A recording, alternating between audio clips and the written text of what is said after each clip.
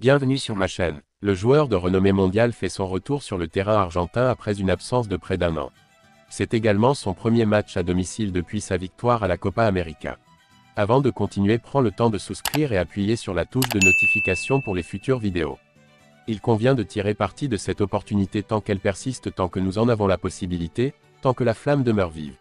Tant que la nature, dans sa sagesse, permet à Lionel Andrés Messi de poursuivre sa carrière au plus haut niveau avec le même enthousiasme qu'il a animé lors de ses 188 précédents matchs en équipe nationale près d'un an après sa dernière apparition en Argentine, la star de Rosario s'apprête à jouer son premier match à domicile contre la Bolivie. Ce sera un moment mémorable, marquant son retour après avoir remporté la Copa América et, potentiellement, l'un de ses derniers engagements à domicile avant de prendre sa retraite définitive avec les Bleus et Blancs. L'événement se déroulera ce mardi à 21 h, au Monumental, pour la 10e étape des tours de qualification à la Coupe du Monde.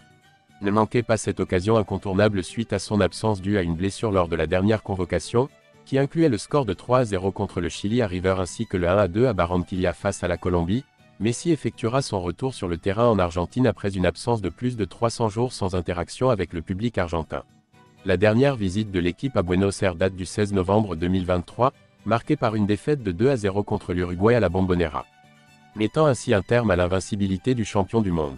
Puis survint la Copa América aux États-Unis, marquée par une blessure à la cheville droite, qui l'éloigna des terrains pendant plus de 2 mois. Une situation atypique pour Messi, qui, pour la 4e fois de sa carrière, se retrouve à passer plus de 11 mois sans jouer avec l'Argentine.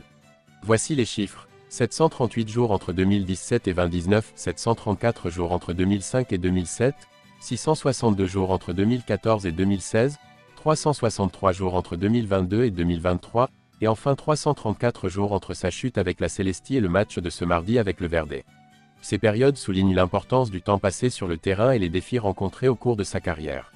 À 37 ans, Messi n'a pas encore révélé s'il participera à la prochaine Coupe du Monde 2026 malgré le long chemin qui reste à parcourir avant cet événement œcuménique. Son silence laisse planer le doute sur sa présence, ajoutant un air de mystère à son parcours sportif. C'est au quotidien que se dessine ma réalité, et ceux qui m'entourent expriment sans embâche leurs opinions. Il est donc impossible de me méprendre sur leurs pensées. L'âge est également une réalité.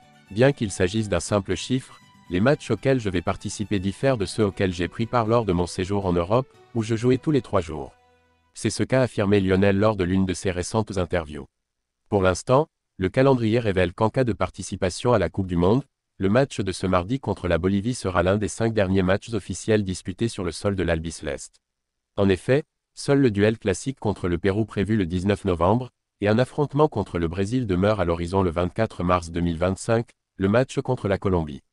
Puis, la clôture des éliminatoires se déroulera avec le Venezuela le 8 septembre. Messi, qui se remet d'une blessure au ligament, a travaillé lors du 1-1 à Maturín, mais il a peu fait sur le terrain. Le terrain n'arrangeait rien et Lionel, auteur d'un centre dans le but de Nicolas Otamendi, était déçu de ce match et du résultat. Nous ne pouvons pas faire de pas, se plaint le chef cette fois, le contexte est complètement différent. Avec une bonne ambiance dans les tribunes, 84 500 places vendues en moins de 2 heures, les supporters argentins joueront de plus en plus en salle. Confortablement, il n'a perdu que 2 matchs dans son histoire, 0-0, 5 avec la Colombie en 1993 et 0-2 avec l'Équateur en 2015. Le premier sans Maradona, le deuxième sans Messi. Merci d'avoir regardé cette vidéo et je vous prie de laisser vos commentaires.